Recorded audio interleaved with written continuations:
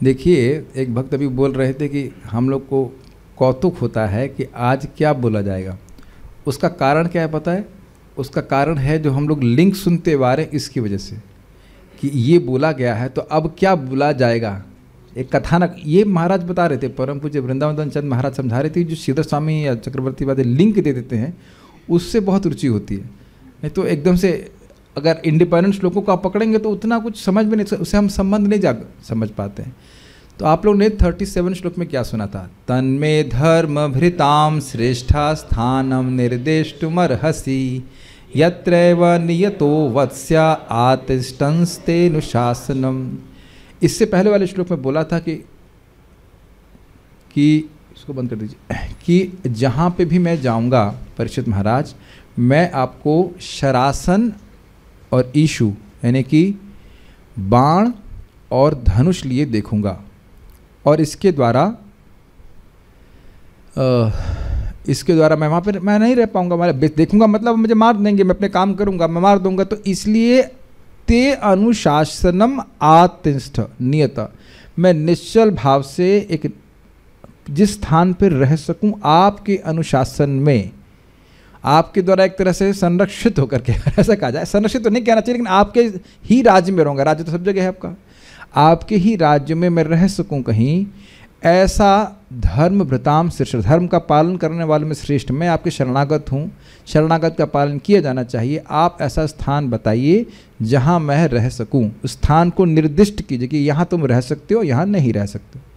ये बात समाप्त हुई थी। अब इस श्लोक पे इसके बाद पे कह रहे हैं, सूत गोस्वामी जी ने कहा कि राजा ने कौन कौन से स्थान निर्दिष्ट किए। हमको ये सूचित हो रहा है कि आवाज़ कम आ रही, आप लोग के इवेंट पे आवाज़ ठीक है, जूम पे सबका आवाज़ ठीक से आ रही, ओके। तो ये बात आज के श्लोक में हम सीख रहे हैं कि कहाँ पे कलयुग को फ्लैट मिला, कहाँ पे कलयुग निश्चल भाव से बिना हिले रह सकता है। ठीक है, तो उसको हम पढ़ेंगे। श्रीधर स्वामी जी की टीका थोड़ी सी ध्यान से सुनना पड़ेगा, तब समझ में आएगी। ओ कठिन नहीं, थोड़ा ध्यान से सुनना पड़ेगा आपको। ऑफिशियल चैप्टर से, यस। आप लोग थके हुए तो नहीं?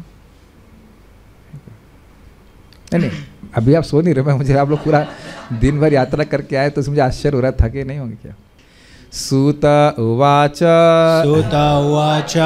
अभ्यर्थितस्तदा तस्मै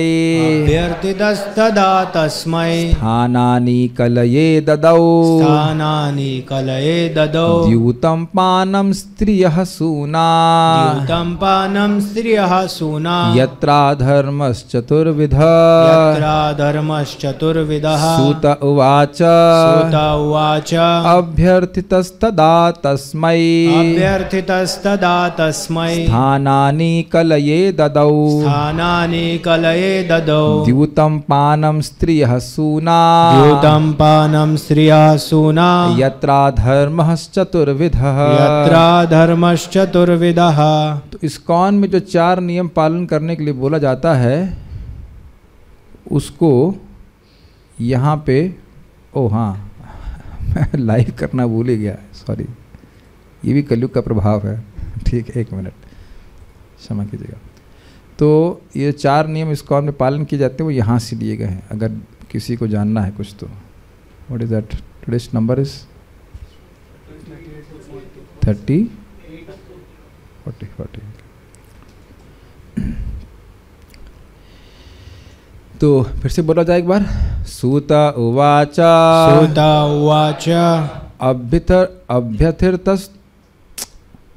अभ्यर्थितस्तदा तस्मै स्थानानि कलये ददौ द्यूतं पानं स्त्रियः सूना यत्राधर्मश्चतुर्विधः।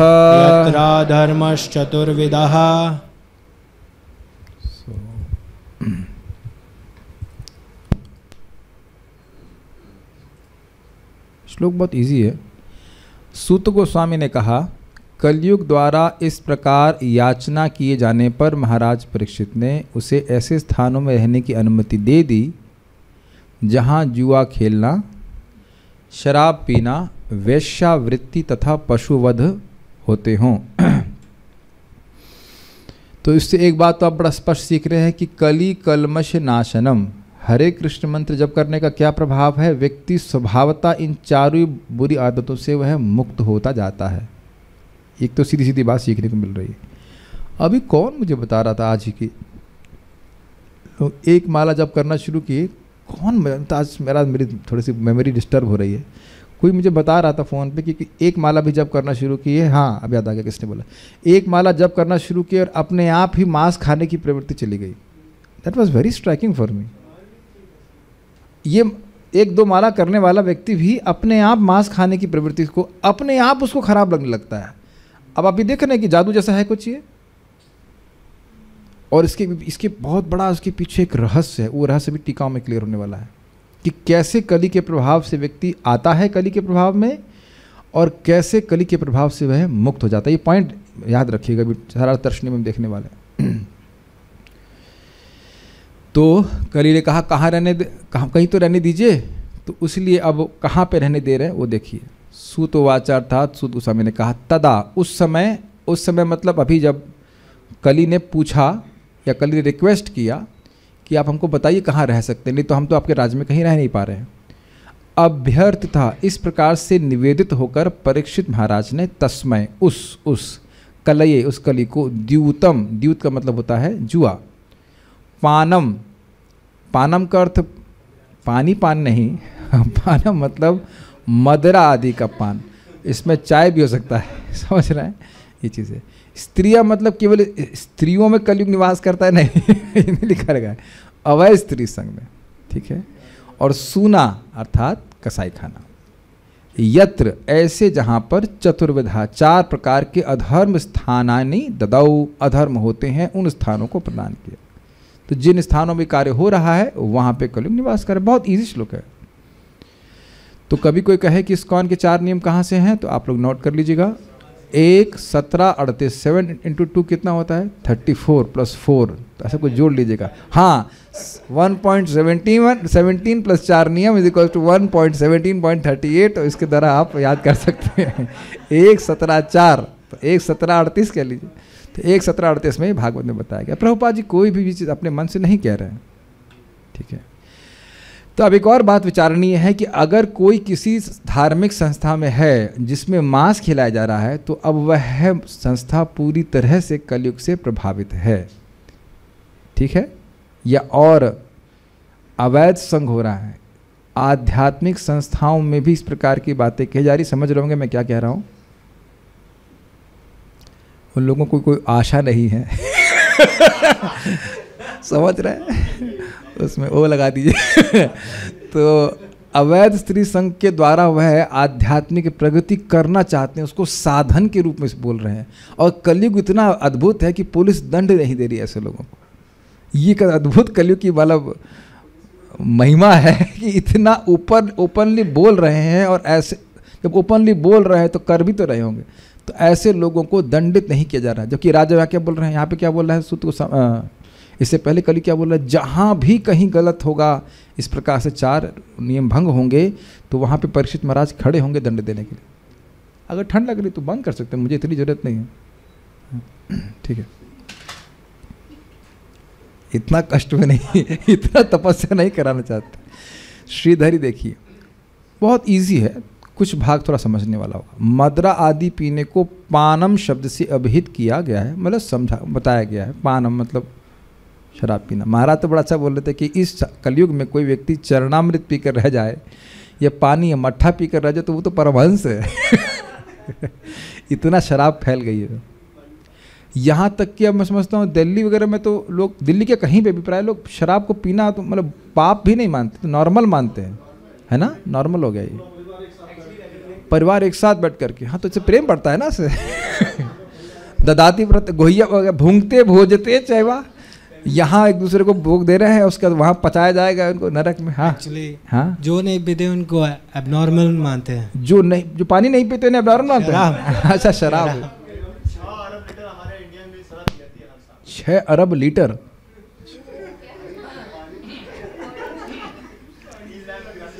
बताइए। बूंद बूंद से अधर्म का सागर भर रहा है। ठीक है कि नहीं? सरकार का बजट भी ठीक है। प्राणियों के वध को सूना कहते हैं, ये तो आप बहुत ज़्यादा देख रहे हैं, है कि नहीं? द्यूत में झूठ बोलना पड़ता है, मदिरा पान से मद नामक पाप होता है, ये तो बड़ा स्पष्ट है। मद मतलब ही होता है नशा, इज इट नॉट? हाँ। इससे पहले 25वें श्लोक में मद को दया का नाश करने वाला कहा गया था, याद आ रहा है? और गर्व के द्वारा तप का नाश कहा गया था, यह भी याद आ रहा है। ये अधर्म के पाप चार पांव थे जो इस प्रकार से धर्म के 4 पांव को नष्ट कर रहे थे। स्त्रियों में आसक्ति बढ़ती, इसका मतलब अवैध स्त्री संग से व्यक्ति संग का दोष को प्राप्त करता है। हिंसा करने से दया का नाश करने वाली क्रूरता बढ़ती, बहुत स्पष्ट है। यद्यपि सभी पाप इन सभी स्थानों में होते हैं, ये बहुत ध्यान से सुनिएगा। ऐसा नहीं है कि चरणामृत पी करके लोग जुआ खेल रहे हैं। क्लिक किया कुछ? अब ऐसा नहीं है कि बोले महाप्रसाद गोविंद दे उसके बाद शराब दे दीजिए साथ में, कुछ क्लिक कर रहा है? ऐसा नहीं कि समझ पा रहे हैं ये बात? मैंने बोला ना, ये भाग को बहुत ध्यान सुनना पड़ेगा। जुआ खेल रहा है तो हाथ में चरणामृत के ग्लास नहीं होगा, यहाँ तक हमने सुना, हम तो बस देखे नहीं। अमेरिका में बताते हैं कि जहाँ लॉस एंजलिस में, कहाँ पे पता नहीं, जहाँ पे जुआ खाने बहुत हैं, वहाँ एक चीज़ नहीं है, वहाँ घड़ी नहीं होती। दूसरा स्थान कहाँ जहाँ समय नहीं होता है? गोलोक। वैकुंठ में समय बीतता नहीं है, और जुआ खाने में समय बीतने का पता नहीं चलता। हाँ, वक्त बता रहे लॉस वेगास घूम के आए क्या?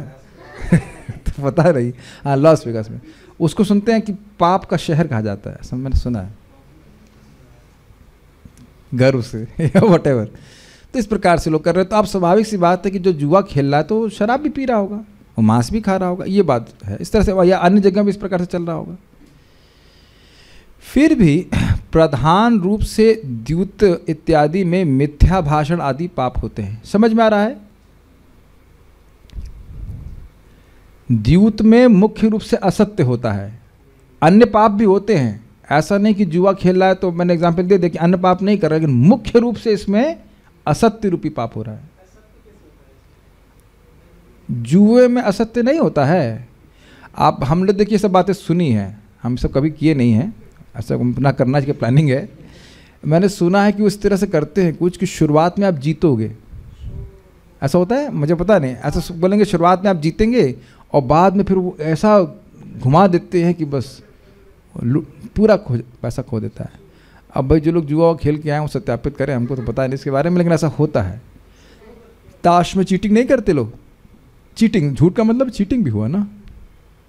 एक डिवोटी बोल रहे हैं यस, ओ कम ऑन, जिसने यस बोला आपने तो कभी भी जुआ नहीं खेला होगा। थ्योरी की बात तो हम भी बोल ही रहे हैं, इज इट नॉट? जो लोग खेले हैं वो जानते हैं इस बात को। ताश में जुआ बहुत चलता है, बहुत उसमें झगड़ा होता है, बहुत चीटिंग करते हैं। वो तो सुना ही होगा आपने, बलराम जी और रुक्मी। बलराम जी जीत रहे तो रुक्मी बोला था नहीं है, हार रहा है करके, तो झूठ चलता है इसमें। ठीक है। अतएव द्यूत इत्यादि को क्रमशः अनृत इत्यादि का जनक जानना चाहिए। मतलब जैसे जुए में झूठ चल रहा है, उसके बाद जहाँ सूना मतलब पशुओं की हिंसा हो रही है तो वहाँ पे दया का भाव हो रहा है, इस तरह से समझना होगा। ठीक है।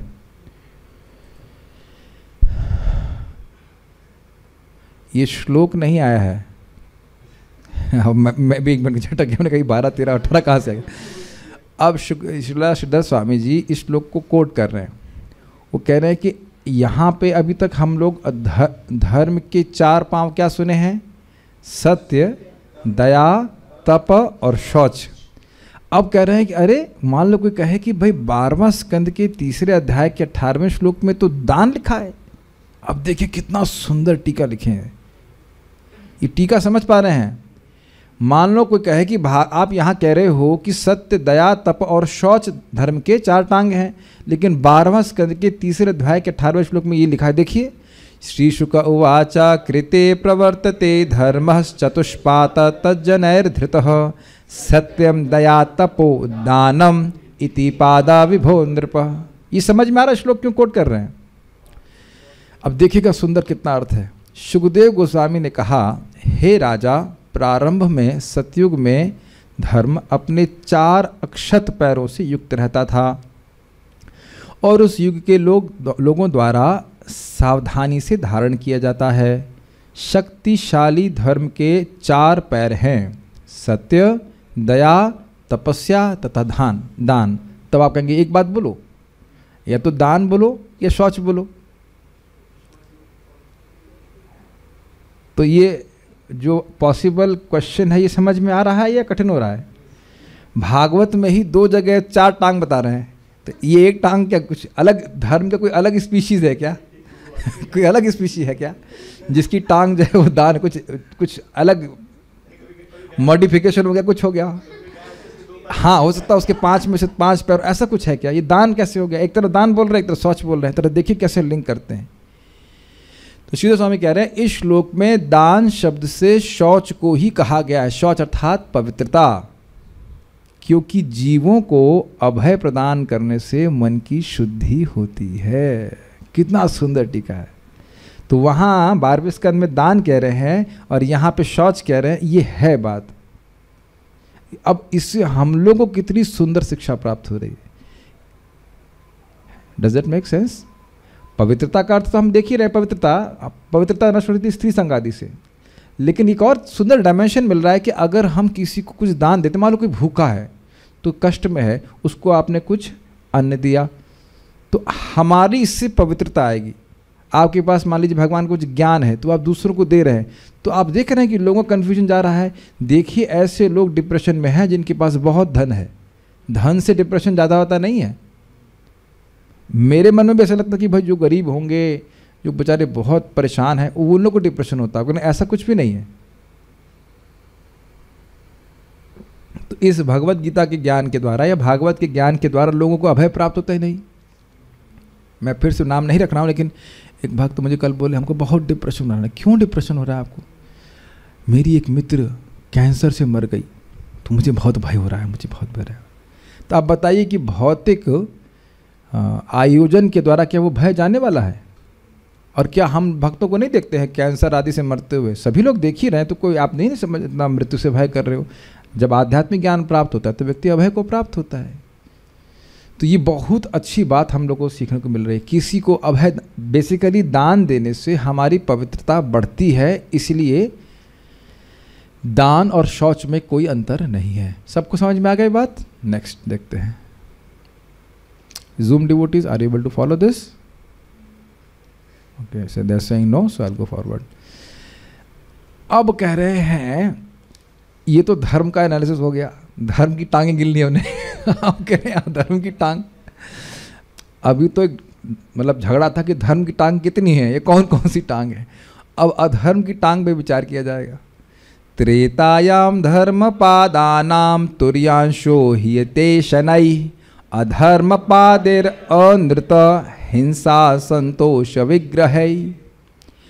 त्रेता युग में अधर्म के 4 पैरों झूठ, हिंसा, असंतोष तथा विग्रह अर्थात कलह के प्रभाव से धर्म का प्रत्येक पैर क्रमशः 1/4 छीण हो जाता है। तो यहाँ भी कुछ झगड़ा हो गया कि नहीं? अधर्म के हम लोग ने 4 टांगें सुनी थी, क्या थी? गर्व, अरे याद है, वेरी गुड। मद और स्त्री संग और असत्य। तो असत्य तो आ गया इसमें, हिंसा भी आ गया मद से, हाँ। लेकिन ये असंतोष और विग्रह, विग्रह का मतलब तो आप समझते हैं रूप होता है, लेकिन विग्रह का अर्थ कलह भी होता है। तो अब इसमें भी झगड़ा हो जाएगा कि अधर्म की 4 टांगों में से 2 टांगों में झगड़ा है। कि 2 टांगें कौन सी है? तो जरा देखिएगा उसको। ये भी 12वें स्कंद से। त्रेता युग में अधर्म के 4 पैरों झूठ, हिंसा, असंतोष तथा विग्रह यानी कलह के प्रभाव से धर्म का प्रत्येक पैर क्रमशः 1/4 छीण हो जाता है। अब जरा देखिए क्या विचार किए हैं। इस संबंध श्लोक में असंतोष शब्द के द्वारा उसके कारणभूत गर्व को लक्षित किया गया है। गर्व अधर्म का एक टांग था कि नहीं? तो गर्व के कारण ही व्यक्ति को असंतोष होता है। इसको श्रीधर स्वामी कह रहे हैं। तो यद्यपि असंतोष कहा गया है यहाँ पे धर्म की एक टांग, लेकिन उस धर्म की टांग का मूल है गर्व, तो वो बात अलग नहीं कही जा रही है। इसको कहते हैं समन्वय करना। वहाँ ये बात कही, यहाँ ये बात कही, कैसे समन्वय करें? समझ पा रहे हैं इस बात को? अब कोई कह सकता, समझ में आ रहा है कि गर्व से असंतुष्ट कैसे होगा? इसको समझने का प्रयास कीजिए। जो व्यक्ति गर्वीला होता है उसे कितना ही सम्मान दे दीजिए, कितनी भी अच्छी वस्तु दे दीजिए, वह कभी संतुष्ट नहीं होता, because he is never grateful for whatever he gets. ये देख लीजिएगा जीवन में। क्या आपने ऐसा देखा है?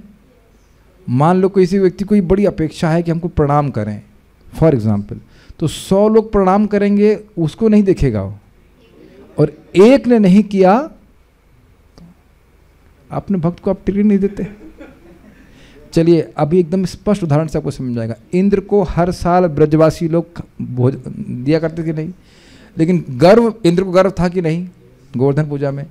तो देखिए एक बार नहीं दिया तो इतने असंतुष्ट हो गए कि पूरे ब्रज को नष्ट करने पे आ गए।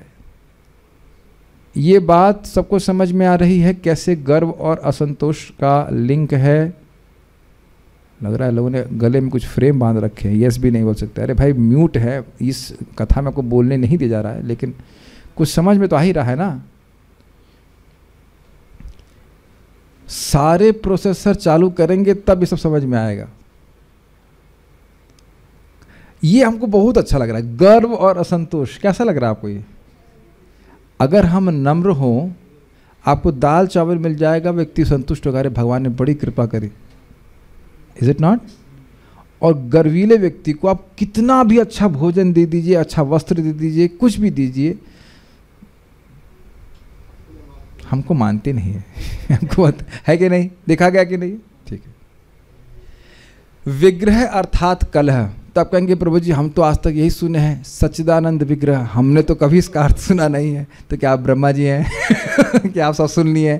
हमने भी आज ही सीखा है विग्रह। मेरा दिमाग घूम गया कि विग्रह का मतलब तो आज तक यही सुने, विग्रह मतलब रूप। Is it not? लेकिन आप संस्कृत की डिक्शनरी देखेंगे तो उसमें विग्रह का अर्थ कलह लिया गया है। अरे कलह भी लिया गया है, रूप तो है ही, कलह भी लिया गया। विग्रह अर्थात कलह शब्द के द्वारा उसके कारणभूत स्त्री संग को लक्षित किया गया है। समझ में आया? ये आपने तो सुना ही होगा, जर जोरू जमीन, सुना है ना? इसी पे झगड़ा होता है। पत्नी तो खैर एक पत्नी से तो नहीं होता है, लेकिन अगर प्राय स्त्रियों के चक्कर में लोग बहुत झगड़ा करते हैं, है कि नहीं? मारा मुरी और पता नहीं मर्डर वर्डर होना, ये तो स्वाभाविक बात है। तो ये कह रहे हैं कि कलह शब्द से स्त्री संग को ग्रहण करना होगा। इस तरह से कहीं भी विरोध नहीं है।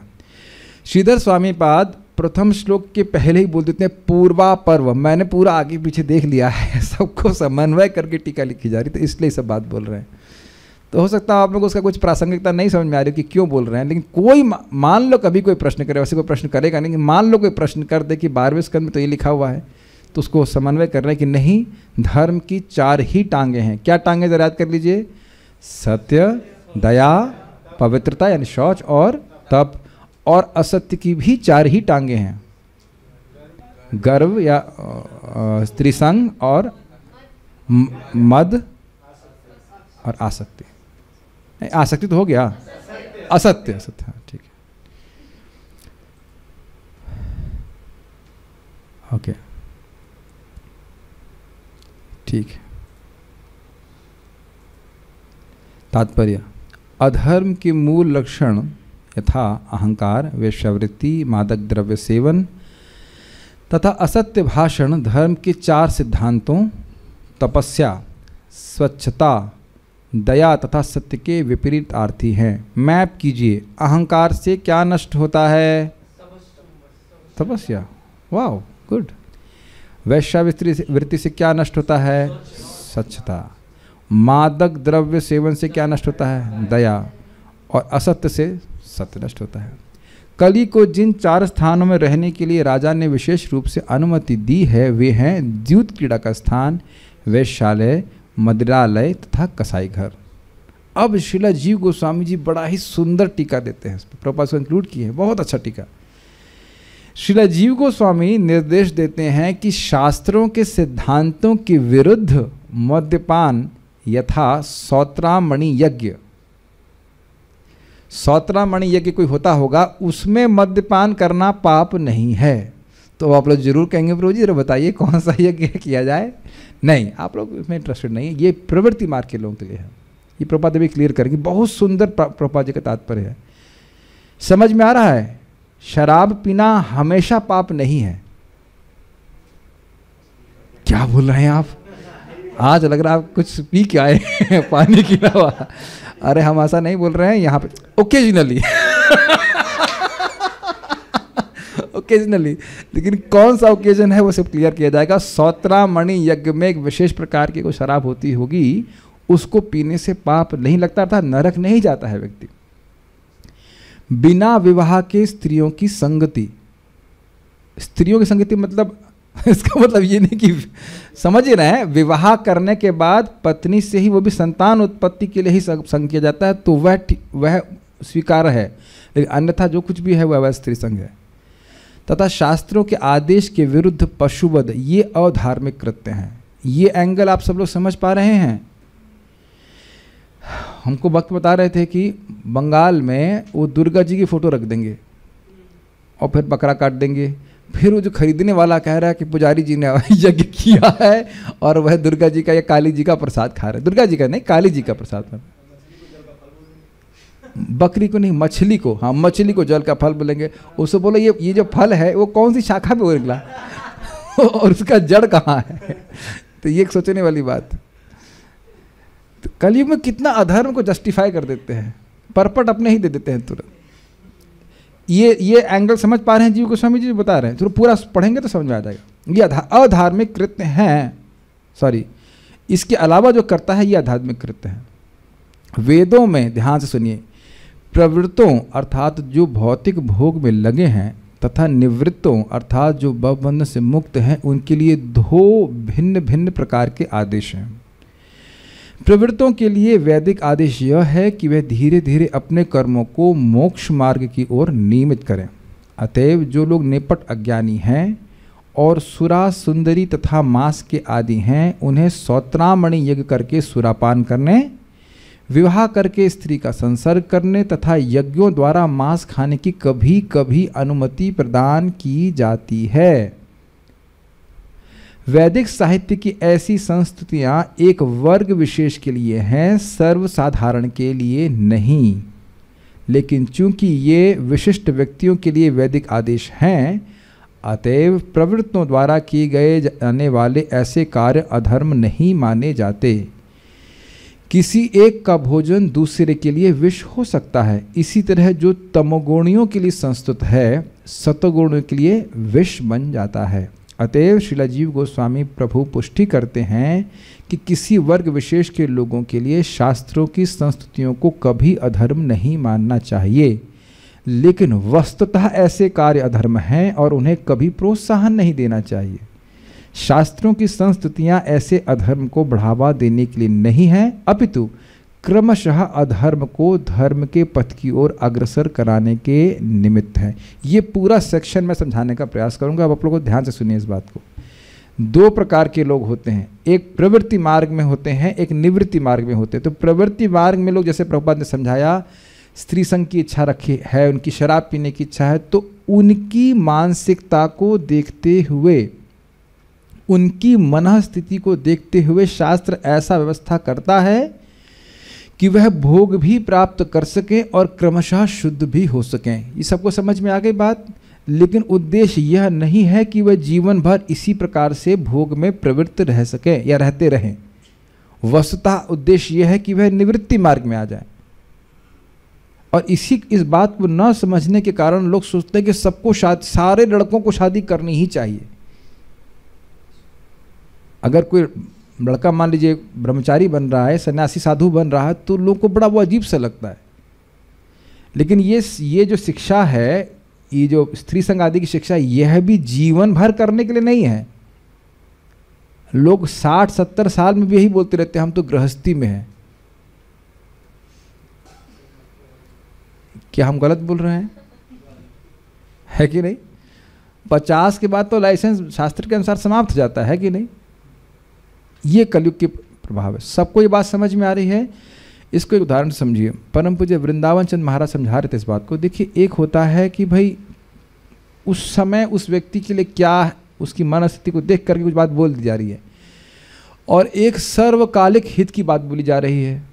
तो यहाँ पे शास्त्र उन लोगों को देखते हो कि भाई इस समय इसकी ऐसी मनस्थिति है कि भाई ये तो उसको स्त्री संग चाहिए ही, ये सुरापान करेगा ही, तो क्योंकि करेगा ही इसलिए शास्त्र उसको ऐसे बता रहा है कि नियम पालन करे और पालन करके वह शुद्ध हो जाए। जैसे उदाहरण महाराज दे रहे थे कि एक महाराज जी हैं जिनके वाणी के प्रभाव से बहुत लोग वृंदावन में रह रहे हैं, और उन्हीं का शिष्य आया महाराज के पास और महाराज से कहा, महाराज मुझे क्या कर रहे हो? तो कह रहे महाराज जी बाहर से लोग आते हैं और मैं उन लोगों को यात्रा में लेके जाता हूँ, वृंदावन के ब्रज के स्थलों का दर्शन कराता हूँ। तो महाराज बोले उनमें से किसी से बात कर लेना चाहिए और अमेरिका का टिकट विकट की व्यवस्था कर लेनी चाहिए। अब वही व्यक्ति, वही महाराज जी के वाणी से लोग वृंदावन में रह रहे हैं, और वही महाराज उस व्यक्ति को बोल रहे हैं कि वृंदावन छोड़ करके अमेरिका चले जाओ। तो अब कुछ क्लियर समझ में आ रही है बात? ऐसा नहीं कि उसका सर्वकालिक हित होगा, लेकिन अब उसका मन की इच्छा को देख करके ऐसा बोल रहे हैं। तो उसी प्रकार से वेद लोगों की भावना देख कर, चेतना देख करके कि भाई उनकी भोग की इच्छा, इसलिए ऐसी व्यवस्था बनाने की अब एकदम पशु जीवन में न जिए, और वो करेंगे है। ऐसा नहीं कि मना कर देंगे तो नहीं मानेंगे, वो करेंगे ही। इसलिए ऐसा व्यवस्था करिए, जैसे अभी बोला गया है इस प्रकार का यज्ञ करें या जो भी शादी करें, जो कुछ भी करें, तो उसकी भोग की इच्छा भी पूरी हो और वह प्रगति भी करे। यहाँ तक सबको समझ में आ गया? कोई डाउट है? ठीक है।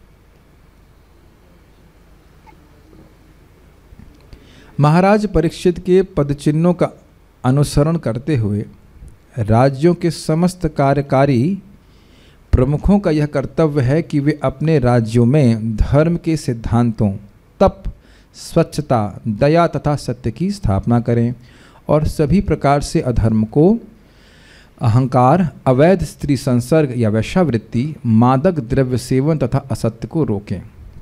और अच्छा तो यही होगा कि कली को द्यूत, सुरापान, वैश्यावृत्ति तथा पशुवध होने वाले स्थानों में भेज दिया जाए, यदि ऐसे स्थान विद्यमान हो। ध्यान देने वाली बात है, ऐसे स्थान विद्यमान होने ही नहीं चाहिए।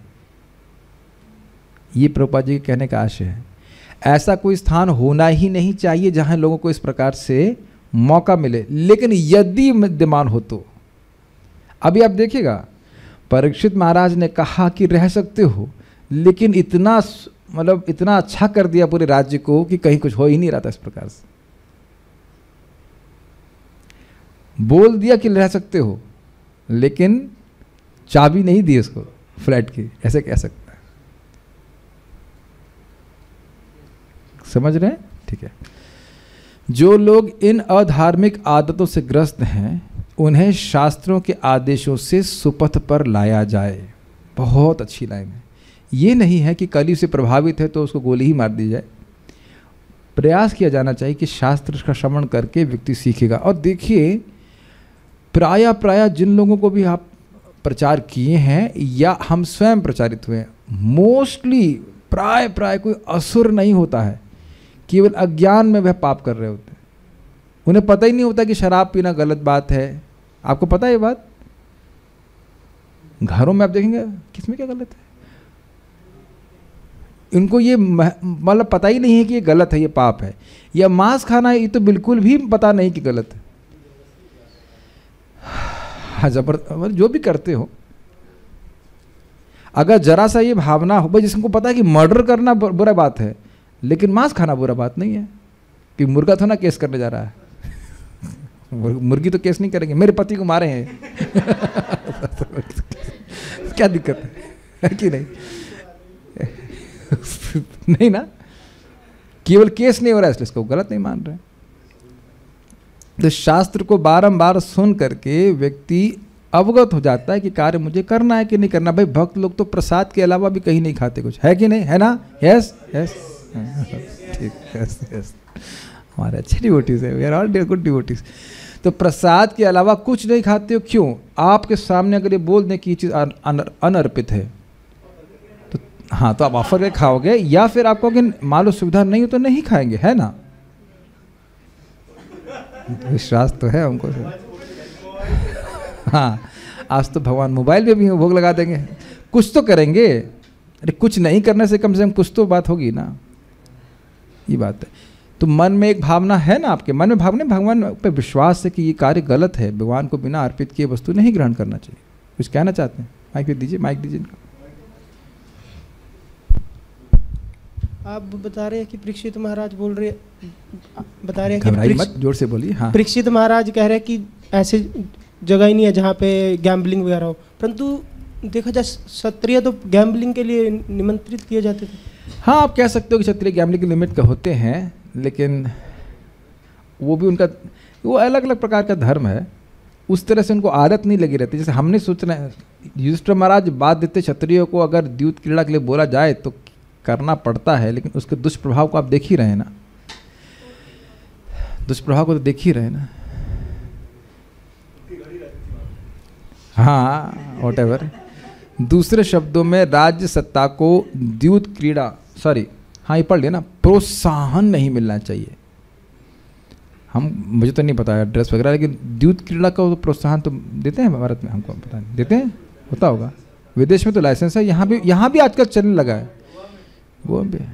आजकल तो ऑनलाइन भी लोग कर रहे हैं, कई बार मेरे फ़ोन पे ऐड आता है उस तरह का कुछ है।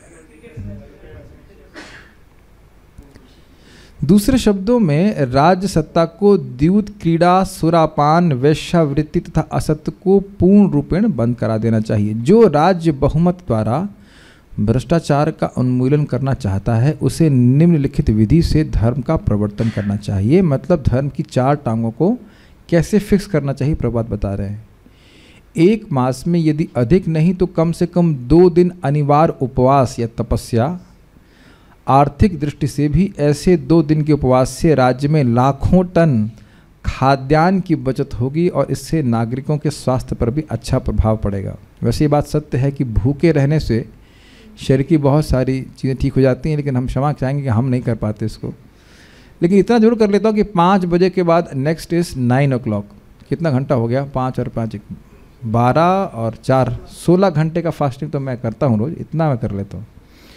इसमें भी लोगों को दिक्कत होती है। एक भक्त बोल रहे थे, मतलब उनकी माँ बोल रही थी, हमारी बेटी खा नहीं रही है, केवल 2 ही टाइम खाती है, 9 और 5 सूख रही है, ये है। मैंने कहा हमको आप बोल रहे हैं, हम खुद ही 9 और 5 खाते हैं, इसमें मैंने कहा हम तो नहीं लग रहा कि सूख रहे कहीं से। पार्थ प्रभु तो बिल्कुल नहीं लग रहा सूख रहे। पार्थ आप सूख रहे हो क्या? नहीं। और श्याम सुंदर प्रभु तो एकदम ही सूख के कांटा हुए जा रहे हैं कि नहीं। सभी तो लोग 2 टाइम खा रहे हैं, आप लोग भी 2 ही टाइम खा रहे हो ना। तो ऐसा तो कोई आप लोग क्या 3 टाइम खाते हैं? आप तो आधा टाइम खाते हैं, 2 टाइम इज इट नॉट? कोई नहीं सूख रहा है। ये तो इसीलिए 1 दंड हो गए 1 टाइम खा करके।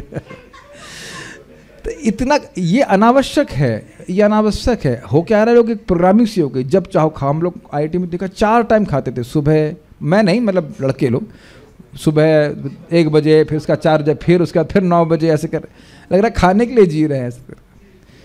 तो एक ये तपस्या का पॉइंट हुआ।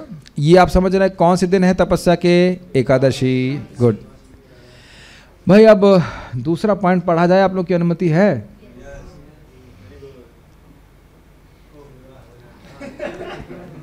पढ़ ही लिए होंगे आप। तरुण बालकों या तथा बालिकाओं की आयु जब क्रमशः 24 वर्ष तथा 16 वर्ष की हो जाए, उनका अनिवार्यतः विवाह होना चाहिए।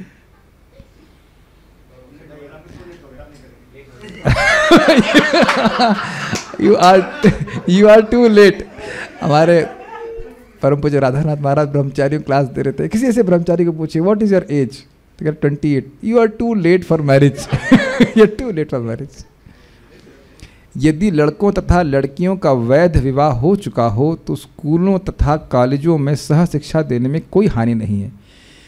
यदि लड़कों तथा लड़कियों में घनिष्ठता हो भी जाए तो अवैध संबंध होने के पूर्व उनका समुचित रीति से विवाह कर दिया जाए।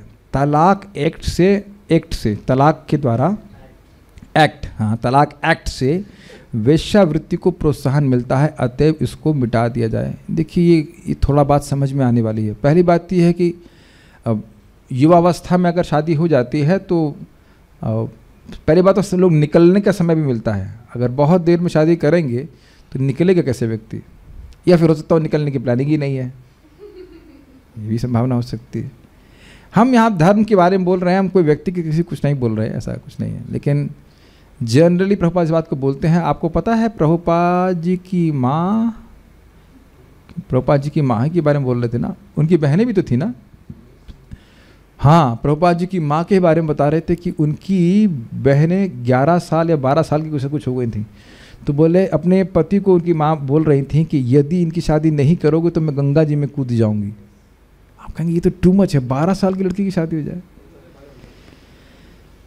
लेकिन प्राय हाँ बता रहे हैं पार्थ प्रभु की माँ की शादी 16 साल में हो गई। तो अब आगे व्याख्या आप सब समझ ही रहे हैं, क्यों क्या सब हमको क्या समझाएं। लेकिन ये एक देखिए सीधी सीधी बात प्रभुपाद के तात्पर्य से ही बोल रहा हूँ। Every girl is hankering for a boy is hankering for a girl. ब्रह्मचारी बहुत कम बनते हैं, बनते नहीं वो होते हैं। ब्रह्मचारी कोई रह जाए ये बहुत रेयर होता है। प्राय हर लड़की मतलब कोई भी लड़की लड़के को चाहती, मतलब उनको बेसिकली एटीट्यूड क्या है, पुरुषों का एटीट्यूड होता है कि हमारी सेवा की जाए। माता जी लोग की सेवा, मतलब लड़कियों की भावना होती है हमारे सेवा होना चाहिए, कोई सेवक होना चाहिए, सिंपल सी बात।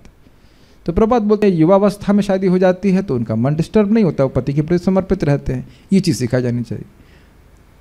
अब आजकल तो थोड़ा सा लेट कर देते हैं सब कुछ, क्या कर सकते हैं। आजकल तो उल्टा हो गया, पति ही सेवक की तरह टलता रहता है। एक माता जी थी, अपने पति को बोलती ए नाम लेकर के सेब ले आओ, ये ले आओ ले आओ। हमें क्या लड़का है क्या आपका लड़का है क्या जैसे राम ले रहे हैं। आजकल सब गड़बड़ हो गया। मैं डिवोटीज की बात कर रहा हूँ, अब भक्तों का व्हाटएवर, ये सब स्थिति चल रही है। अब दूसरा अब एक प्रश्न यहाँ पे उठेगा कि तलाक से वैश्यावृत्ति को प्रोत्साहन क्यों मिल रहा है। देखिए हर छोटी सी बात पे मान लो स्त्री अलग रह जाए, अब ऐसा तो नहीं कि अलग हो गई तो अब मन उसका एकदम पवित्र हो गया है। ये सब बातें दृष्ट हैं, हम कुछ पे डिटेल में बोलने का सामर्थ्य नहीं ना मैं बोलना चाहता हूँ यहाँ पे, लेकिन इस प्रकार से होता है। मति को पति में लगाना चाहिए, या भगवान में लगाए या पति में लगाए। अब हर छोटी सी बात को लेकर के तलाक कर लिया तो ऐसा नहीं है कि वो पति नहीं ढूंढेगी, या वो व्यक्ति जो तलाक ले लिया ऐसा नहीं कि वो पत्नी नहीं ढूंढेगा। ये बात होती है। कुछ कहना चाहते हैं वो डिटेल में और बताना मुझे डिटेल में नहीं बताना, सिद्धांत क्लियर कर देना चाहिए। गौर कृष्ण महाराज जिस पे बोलते हैं कि जो ये डिवोर्स जो शब्द है ये बाहर से आया है नहीं, इंडिया में तो इसको तलाक शब्द की हिंदी बताइए। सब हिंदी है ही नहीं, ये उर्दू है। संबंध विच्छेद, तो संबंध विच्छेद तो भक्तों में भी, मतलब सॉरी मित्रों में भी हो सकता है ना, विवाह विच्छेद। अच्छा, भागवतम के 19वें स्कंद में जरूर आया होगा, समझता हूँ विवाह विच्छेद। ये सब स्थिति है। बंगाली में से लगा, बंगाली भागवत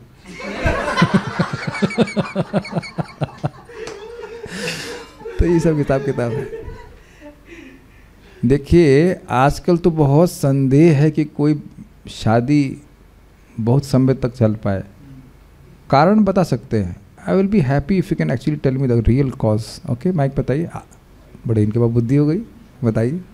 वैसे टफ क्वेश्चन है। हाँ, सब डोमिनेट करना चाहते हैं। डोमिनेट करना चाहते हैं, सही उत्तर है अपने को केंद्र में रखने की भावना। जिस किसी संबंध में सेवा की केंद्र में है कि मैं उस व्यक्ति की सेवा करूं, तो वह संबंध टिकने वाला है, और नहीं तो नहीं। और आजकल देखिए छोटी छोटी बात जरा सा भी टॉलरेंस ही नहीं है, सही बिल्कुल सहन नहीं करना चाहते, तो ये कठिनाई है। और उस पर भी एक्ट लग गया है कि हर छोटी बात पे आप तलाक तलाक तलाक करती खत्म कहानी। तो ये सब दिक्कत है, तो ये सब है।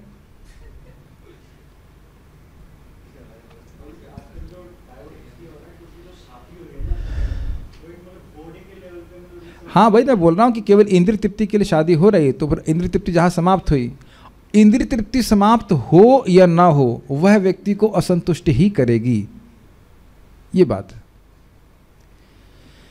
राज्य के तीसरा, राज्य के नागरिक राज्य में या समाज में आध्यात्मिक वातावरण उत्पन्न करने के लिए अपनी अपनी आय का कितना % आप लोग भरना चाहते हैं भर लीजिए अपने और उसमें लिखा यहाँ 50% है तक दान में दे, अप टू 50%, लेकिन अब उसके अपने अपने हिसाब से व्यक्ति भरना शुरू करे। एक बात समझ लीजिए, सुन नहीं रहे हैं, केवल करना है। जैसे आप लोग टैक्स भरते ही हो, हर महीने जो लोग भी कुछ पैसा कमा रहे हैं, make it a rule that you contribute something, कुछ दान जरूर करें। ऐसा नहीं कि बोला जाए, अजान लगाते ना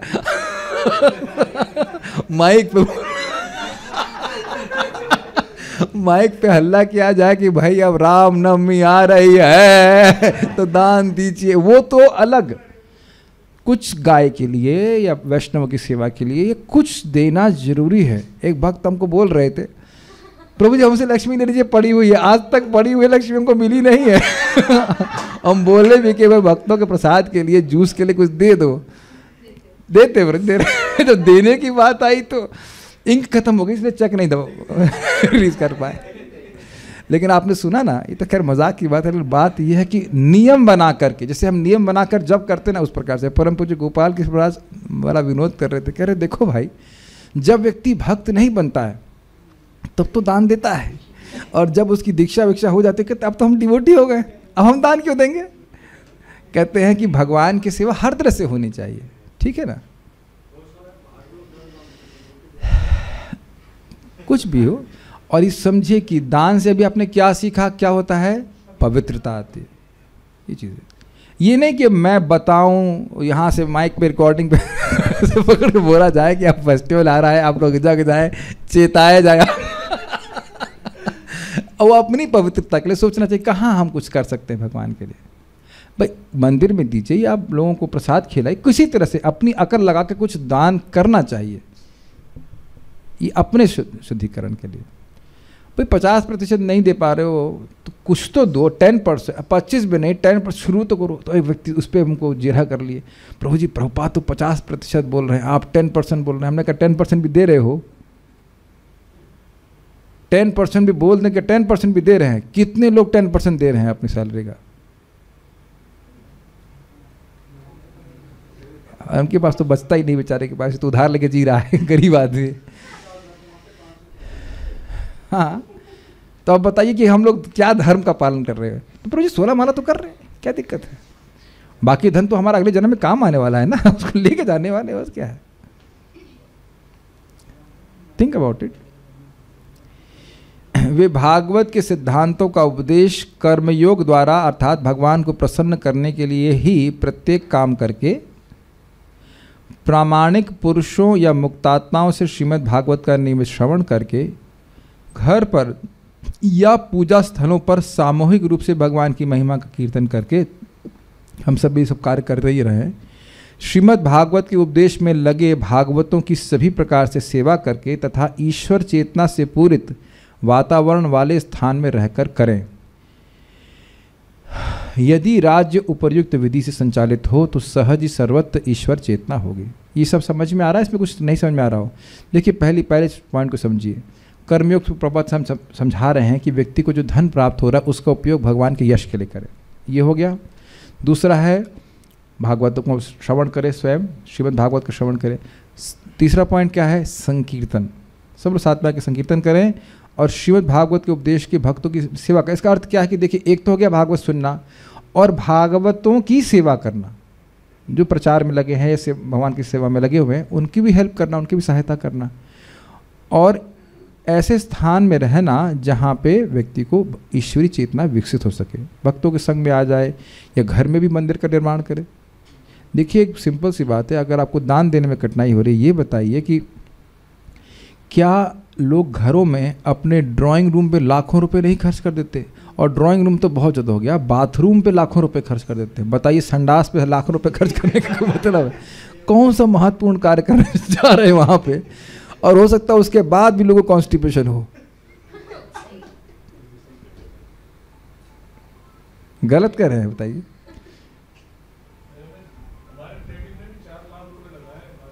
बाथरूम में 4 लाख रुपए, बताइए। अब उनको कहो कि घर में भगवान का विग्रह होता, ऑल्टर अगर लेते तो कितने रुपए का ऑल्टर आ जाता? मैक्सिमम 50,000 रुपए का। 50,000 में बहुत सुंदर ऑल्टर बन सकता है, एकदम जैसे मंदिर में हमारा होता है ना, इसी तरह का बहुत सुंदर ऑल्टर हो सकता है। ठाकुर जी कितने रुपए के आ जाते?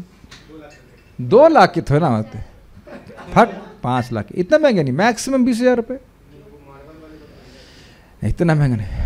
अरे भाई मार्बल के नहीं हो तो ये मेटल के ले लीजिए, कैसे भी ले लीजिए, कुछ भी हो, लाख रुपए में जिंदगी भर भगवान की सेवा कर सकते थे और बाद में जीव मुक्त हो जाता। अब बताओ बाथरूम में 4 लाख रुपए लगाए तो क्या हुआ? तो ऐसा नहीं है कि भगवान को नहीं दे रहे हैं तो व्यक्ति का पैसा नहीं खींचा जा रहा है, या तो अलग अलग रूप में भगवान भेजते हैं, कहते हैं मेरे को नहीं दोगे ना तो मेरे प्रतिनिधि को देना। क्या आएंगे प्रतिनिधि? वकील, कोर्ट केस लग जाएगा, डॉक्टर, एक काला एक वाइट आ जाएगा और वो खींचता रहेगा पैसा, खींचता रहेगा, जो कितना पीता रहेगा है कि नहीं? इनकम टैक्स वाले लेके जाएंगे। तो ये स्थिति है और उससे कोई पुण्य नहीं मिलेगा। ऐसा कहीं शास्त्र में लिखा नहीं कि वकील को जो पैसा दिया जाता है वो अगले जन्म में 100 गुना वापस आता है, नहीं, वो डूब जाता है। तो ये सब स्थिति है। सभी प्रकार का जुआ यानी द्यूत, यहां तक कि सट्टेबाजी भी पतन की ओर ले जाने वाली है। अच्छा, एक चीज आपने नोटिस की, हम लोग मतलब अज्ञान में देखे थे, क्रिकेट देखने में कितनी एंजाइटी होती है। मैं नहीं समझ रहा हूं कि आपको कई दिनों से वैसी एंजाइटी कभी भी हुई है। कितने बजे आज माला खत्म करेगा, 1 लाख रुपए में लगाता हूं ऐसा कभी हुआ है? कितने बजे आज ये भक्त, हम लोग मान लीजिए रोज जूम पे देख रहे हैं और हम देख रहे हैं कि दुबे जी आज कितने बजे माला पूरा करेंगे। मैं कहता हूँ 8 बजे तक कर लेंगे, 1 लाख रुपए की दौर मुझे लग रहा है कि 8:05 पूरा करेगा है कि नहीं? इतने बजे दुबे जी माला रख के सो गए, दोनों लोग हार गए कह रहे मैं जाके शरबत पीऊंगा कहने का मतलब है, हम तो मजाक कर रहे हैं, दुबे जी बुरा मत मानिएगा। कहने का अर्थ ये है कि एंजाइटी लेस है कि नहीं। और आप देखिए कि उसी एंजाइटी को, उसी दुख को हम सुख मान रहे थे। अब मैं महसूस करता हूँ कि उस वक्त कितनी एंजाइटी होती थी, कभी कभी पसीने आने लगते थे। आपने देखा है? वो उसको सुख मान रहे हैं। महाराज बोल रहे थे कि खेल नहीं है वो, क्या है? प्रतिस्पर्धा है, प्रतिस्पर्धा है।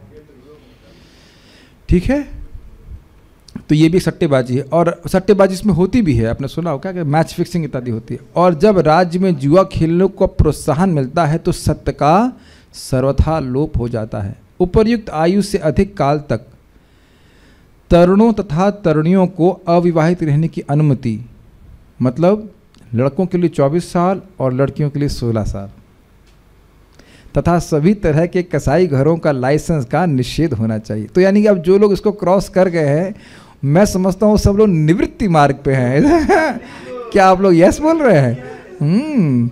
अच्छा अच्छा अच्छा अच्छा, संन्यास की तरफ, तब ठीक है, कोई दिक्कत नहीं। निवृत्ति मार्ग में है तो फिर तो कोई मतलब नहीं। ये तो उन लोग के लिए जो प्रवृत्ति मार्ग में है।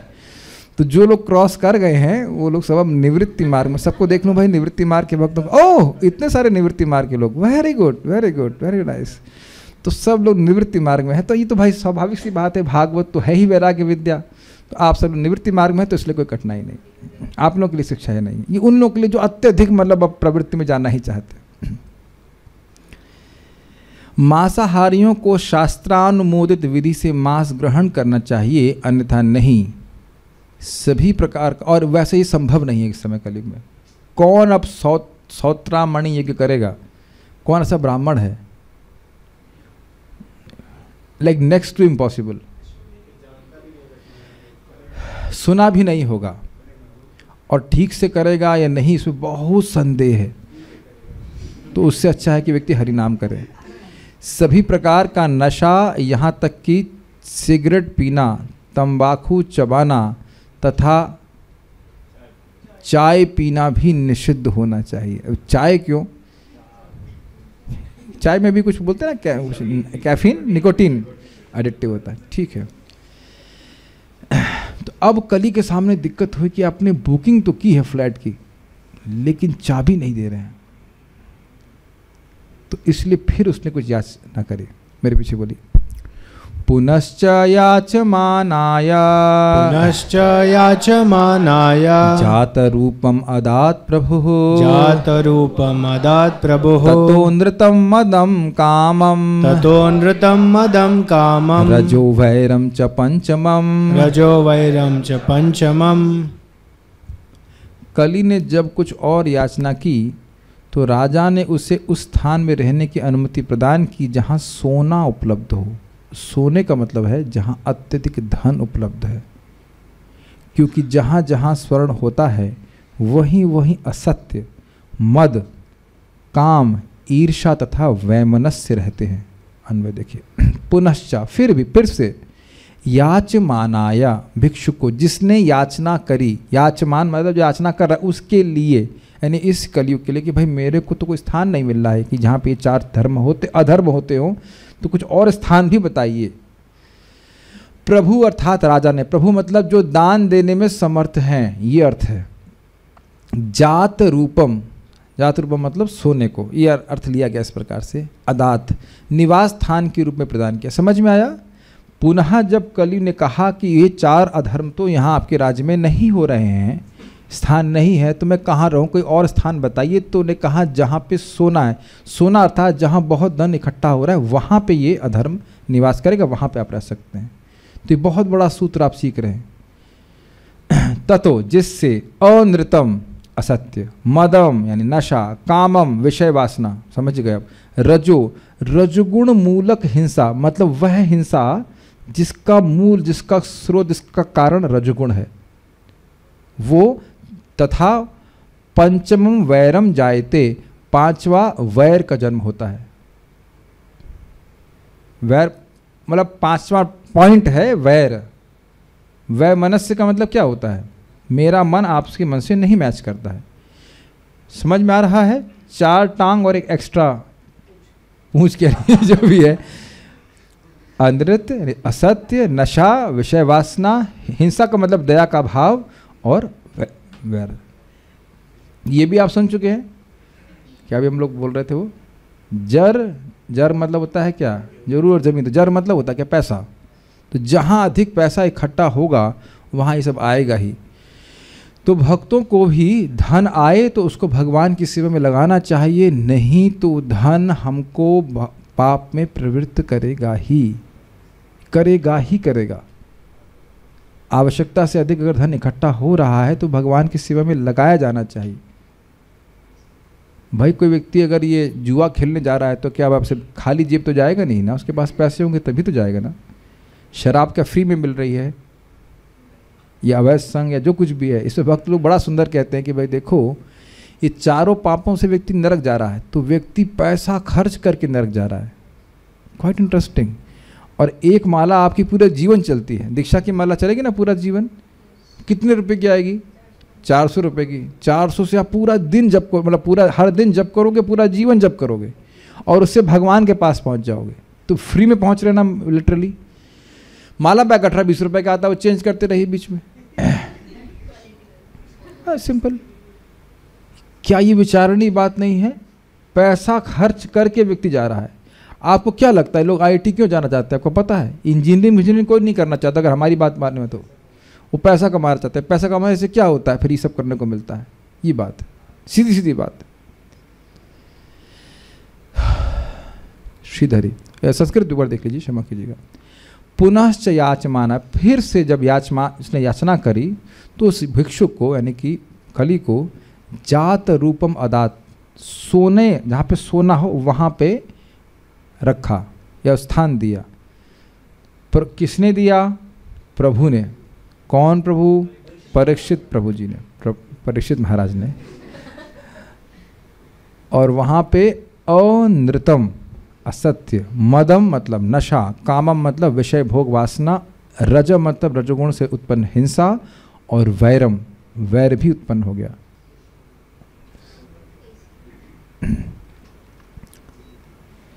श्रीधरी, इन चारों प्रकार के अधर्मों को के एक स्थान में स्थिति आप मुझे प्रदान करें। इस प्रकार से याचना किए जाने पर राजा ने उसे सुवर्ण को प्रदान किया। भाई मैं ये सब चीज़ें होंगी जहाँ तब तो मैं रहूँगा, ये बात बोल रहे थे। उस सुवर्ण प्रदान से मिथ्या भाषण, मद, काम, स्त्रियों में आसक्ति रूपी काम, रजस शब्द से रजोगुण मूलक हिंसा, इन 4 प्रकार के अधर्म स्थान को तथा 5वें वैर के स्थान को उन्होंने कली को प्रदान किया। ये समझ में आ गया?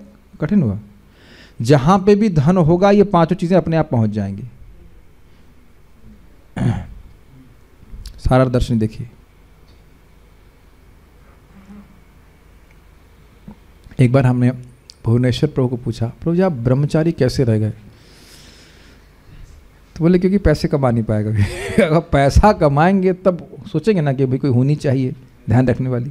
अगर पैसा ही नहीं होगा तो कौन? एक भक्त को ओपनली किसी ने, मतलब ब्रह्मचारी को, अच्छे ब्रह्मचारी हैं, उनको बोला हमारी लड़की से शादी कर लीजिए। तो उनको बोले भाई हम पैसा तो कमाने वाले हैं नहीं, आपके पास 4 करोड़ रुपए हैं? बड़ा अच्छा होता है। नहीं है, देखिए तो क्या करेंगे, हम तो पैसा कमा नहीं सकते। उनको करनी नहीं थी, खाली मजाक में सब बोल दिए। तो पैसा ही नहीं होगा तो कैसे करेगा बताइए सारे कार्य का। ठीक है। हे राजा 1.17.39, हे राजा आपके मेरे दुर्गुणों के विषय में कहे इस वृत्तांत को सुनकर कोई व्यक्ति जुआ, स्त्री संग, मदिरापान तथा पशु हत्या का अनुशीलन नहीं करेगा। इसके लिए अब ध्यान सुनिए, प्रथम मुझे उनके चित्त में प्रविष्ट होना होगा, तभी लोग द्यूत आदि को पसंद करेंगे। ये बहुत ही सुंदर बात है। देखिए जब राजा ने ये कह दिया कि ये, राजा मतलब राजा परीक्षित ने कहा कि इन स्थानों पे, सुनो सुनो, इन स्थानों पे कलयुग रहता है, तो सब लोग सजग हो जाएंगे। अच्छा यहाँ रहता, ठीक है हम यहाँ नहीं करेंगे। बिकॉज वह अपने राजा से प्रेम करते थे, तो उनकी कभी प्रवृत्ति पाप में नहीं जाने वाली थी। राजा ने घोषित कर दिया, जब यहाँ बोल रहे हैं ना कि कोविड के लिए सब लोग मास्क लगाएं, तो प्राय लोग लगाने लग गए थे, जो भी कारण है, डर के मारे, जैसे भी कारण। तो सरकार ने सूचना दे दी ना कि कोविड के कंसेप्ट मात्र नहीं है, कोविड से आपकी मृत्यु हो सकती है। सब लोग घबरा गए थे कि नहीं, सब लोग पालन कर रहे थे। तो परीक्षित महाराज घोषित करा दिए ही होंगे कि इन स्थानों पे कलयुग का वास है, कृपया आप लोग ध्यान दें। तो कह रहा है कोई हमको रहने को देगा ही नहीं। अब ऐसे समझो मेरी बात, मान लो कोई व्यक्ति आ रहा है और वो धोती कुर्ता पहन के आया, जो कुछ तो धोखा दे सकता है, लेकिन अगर आपको पता चल गया कि ये व्यक्ति धूर्त है तो कभी घर में नहीं घुसने देंगे, है कि नहीं?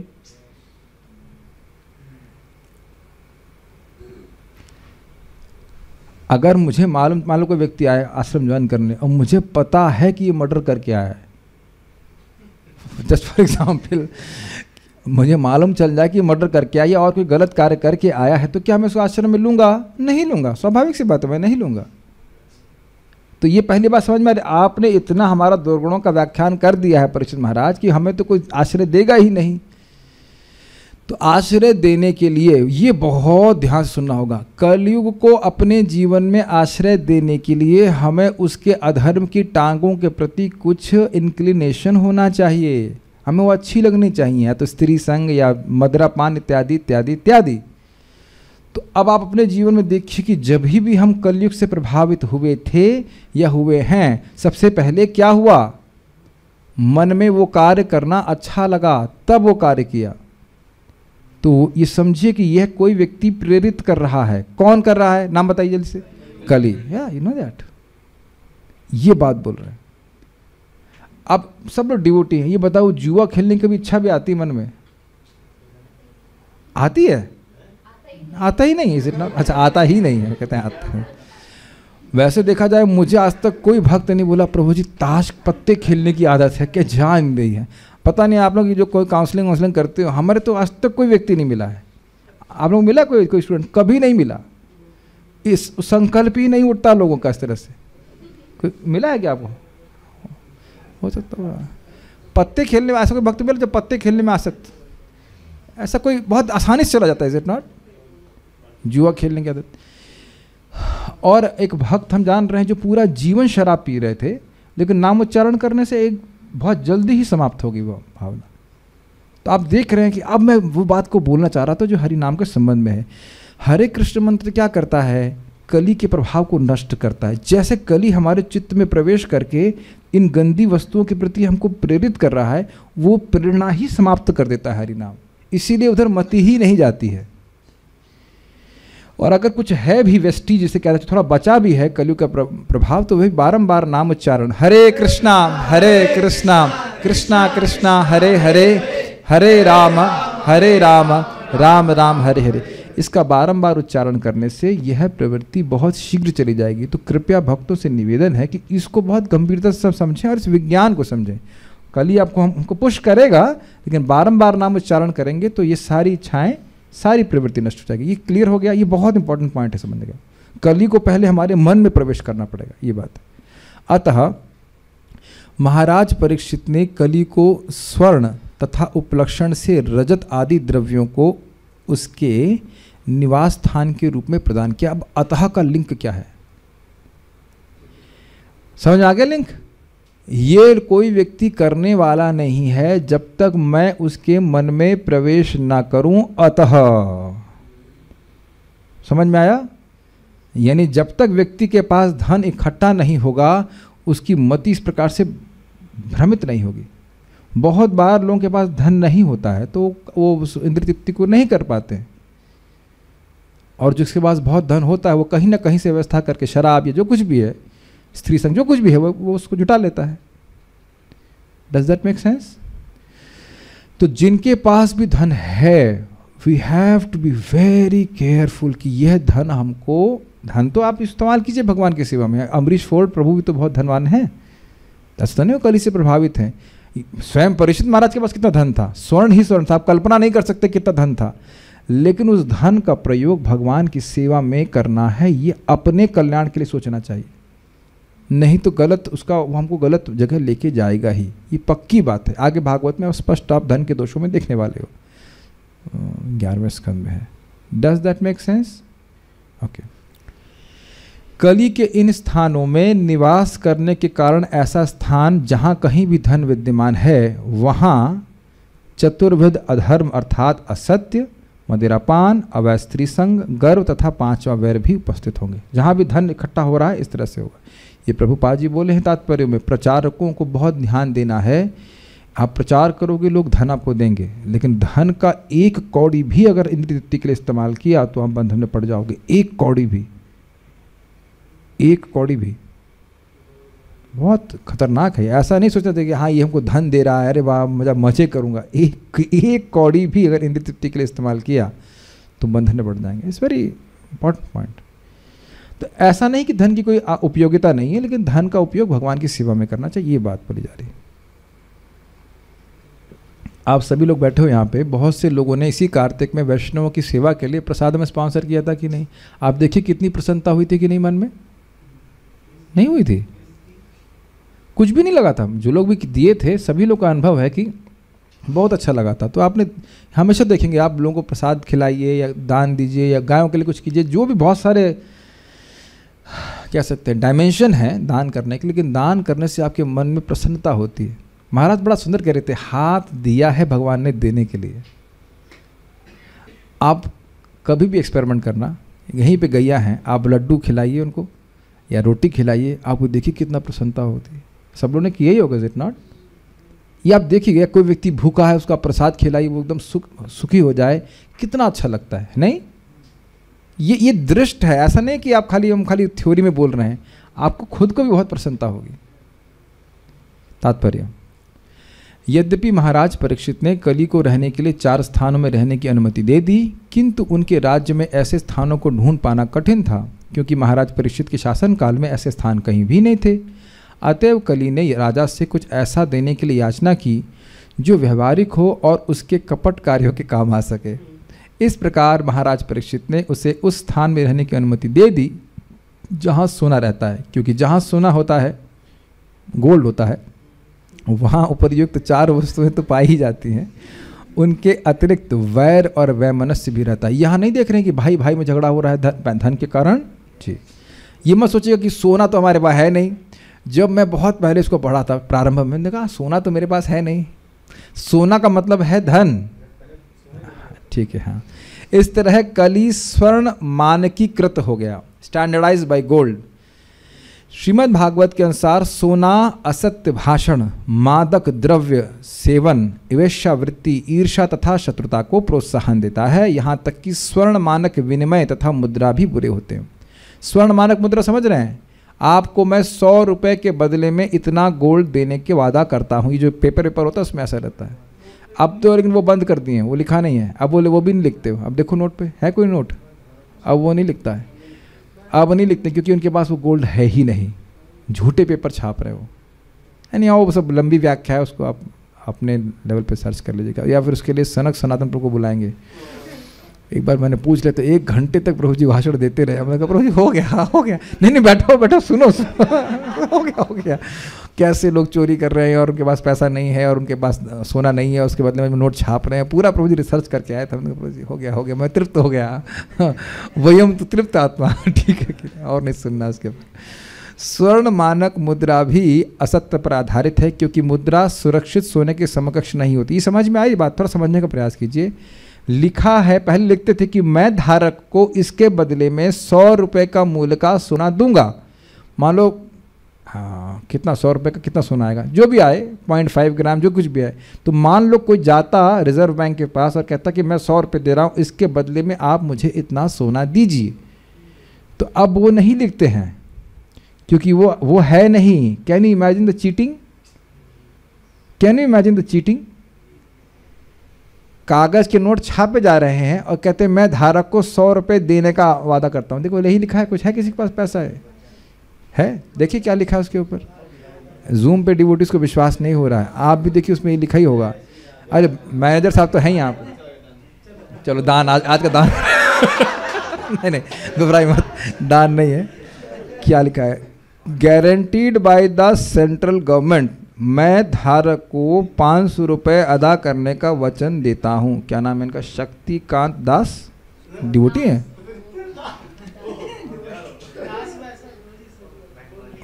डिवोटी नहीं है, जो भी है। तो I promise to pay the bearer the sum of 500 rupees, not gold worth 500 rupees. ये प्रॉमिस कर देगा तो सिग्नेचर है ना, तो जाके कोई बोल सकता है द्विवेदी जी हम सही बोल रहे हैं। द्विवेदी जी हम बैंक के मैनेजर हैं, तो ये बता रहे हैं इस प्रकार से। तो मैं तो ऐसे कहूँगा कि reserve bank of India guaranteed cheating by the central government, guaranteed cheating by the central government. वो पीछे भूल गए इसमें के मुख्य क्या सेंट्रल गवर्नमेंट क्या बोलेंगे, केंद्रीय सरकार के द्वारा गारंटीड चीटिंग, धोखा हमारे संग हो रहा है। ये देखिए 500 रुपये का धोखा इकट्ठा किया जाए, ले लो वापस इसका भी है भाई, घबराओ मत।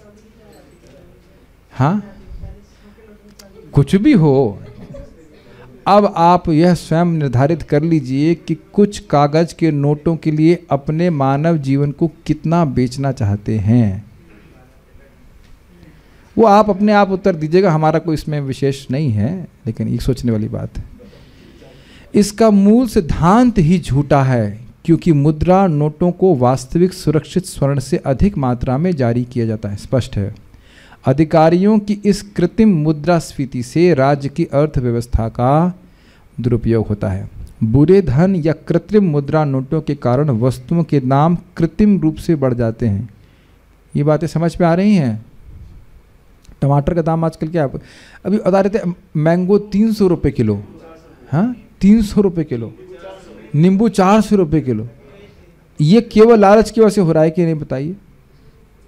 जरा सोचो, अगर ऐसा होता कि आप मान लो श्याम सुंदर प्रभु नींबू बेचने वाले हैं, रुक जा मैं मजाक नहीं कर रहा, और मैं गेहूं बेचने वाला हूं, तो मैं क्या कहता? गेहूं ले लो, नींबू दे दो। पहले ऐसे होता था।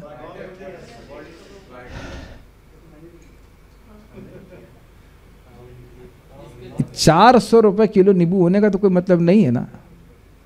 ये सब बातें हैं। तो ये देख रहे हैं कि बारंबार ये अधर्म पे ही बढ़ावा दिया जा रहा है। बुरा धन अच्छे धन को बाहर निकाल फेंकता है। अतएव कागज मुद्रा के स्थान पर असली सोने के सिक्के विनिमय हेतु प्रयुक्त होने चाहिए। इससे सोने का दुरुपयोग बंद हो जाएगा। स्त्रियों के स्वर्णाभूषण गुण के अनुसार नहीं अपितु भार के अनुसार कंट्रोल पर बेचे जाएं। ये क्या मतलब है, हमको समझ में नहीं आया।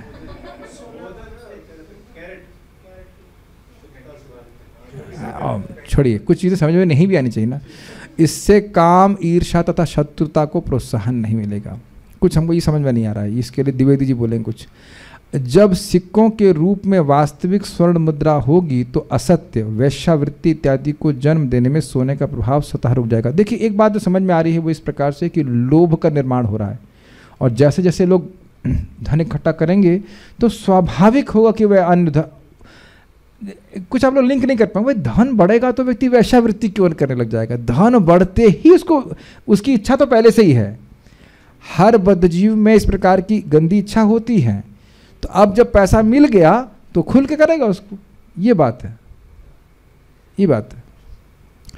फिर भ्रष्टाचार विरोधी मंत्रालय की जरूरत नहीं रह जाएगी, जो वेश्यावृत्ति तथा असत्य का ही दूसरा नाम है।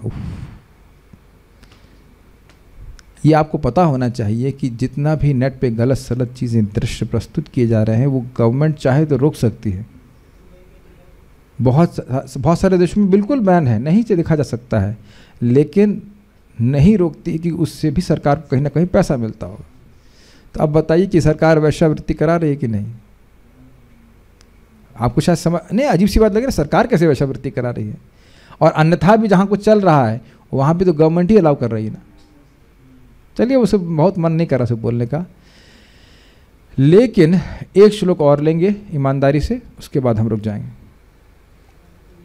केवल पांच पेज है।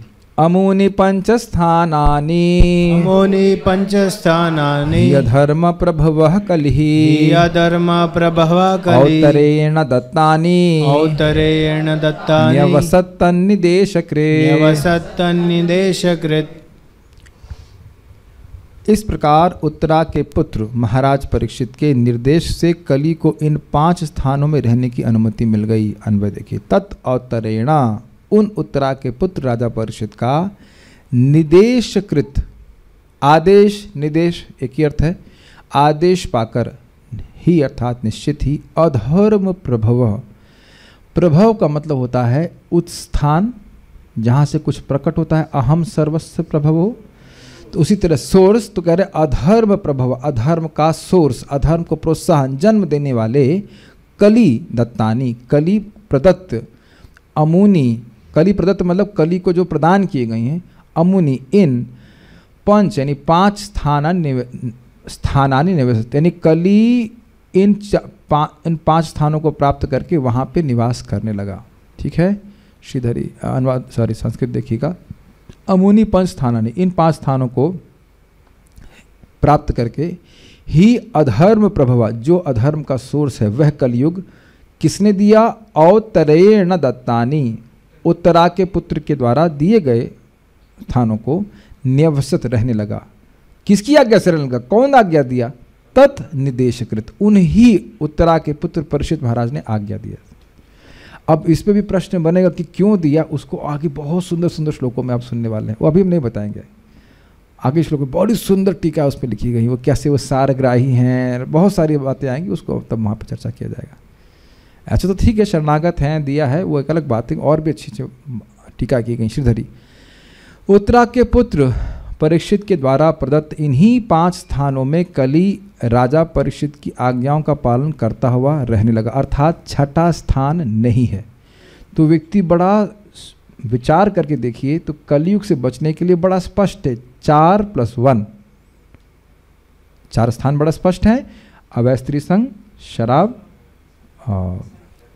अवैध स्त्री संग हो गया, अवैध स्त्री संग, शराब, मांस खाना और जुआ खेलना, इनसे अगर बचा रहे और अननेसेसरी पैसे से बचा रहे, और अगर धन आए तो भगवान की सेवा में उपयोग कर दे, तो व्यक्ति कलयुग से बचा रहेगा और भगवान के पास चला जाएगा। ठीक, तात्पर्य छोटा सा है, पढ़ लेते हैं। इस प्रकार कलयुग का समारंभ स्वर्ण के मानकीकरण से हुआ, अतएव विश्व भर में असत्य, नशा, पशुवध तथा वेश्यावृत्ति का बोलबाला है और बुद्धिमान लोग भ्रष्टाचार को भगाने के लिए इच्छुक हैं। ऊपर इनसे बचाव की विधि बताई गई है और हर एक व्यक्ति इस सुझाव से लाभ उठा सकता है। आगे किस प्रकार से बात होगी हम कल सुनने वाले हैं। मेरे पास कोई प्रश्न है?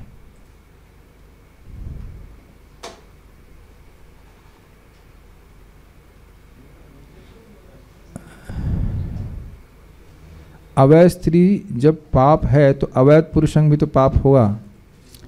ऑब्वियसली अवैध स्त्री संग है तो क्या अवैध पुरुष संग नहीं हो रहा है? सोचने वाली बात है। अगर अवैध स्त्री संग हो रहा है तो अवैध पुरुष संग भी तो हो ही रहा है। समझना लचे तो स्वाभाविक सी बात है, इसमें क्या तो प्रश्न करने की बात नहीं बनी। यहाँ भी लग रहा है वुमेन राइट्स की बात हो रही है। अरे भाई स्वाभाविक सी बात है, आप पत्नी या पति को छोड़कर कोई संकर, आप चलिए हाँ ये बात रह गई, संतान उत्पत्ति के अलावा भी अपनी ही पत्नी से संग करना भी ये अवैध स्त्री संग है।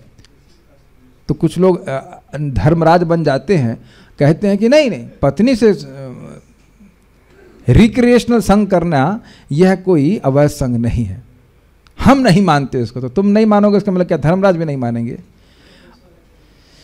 तो ये है धर्म का निर्माण हम स्वयं नहीं कर लेते। ये सब बातें आजकल लोगों को बड़ा अजीब सी लगती होंगी। कारण क्या है? कारण ये है कि जीवन का लक्ष्य आत्म साक्षात्कार नहीं है।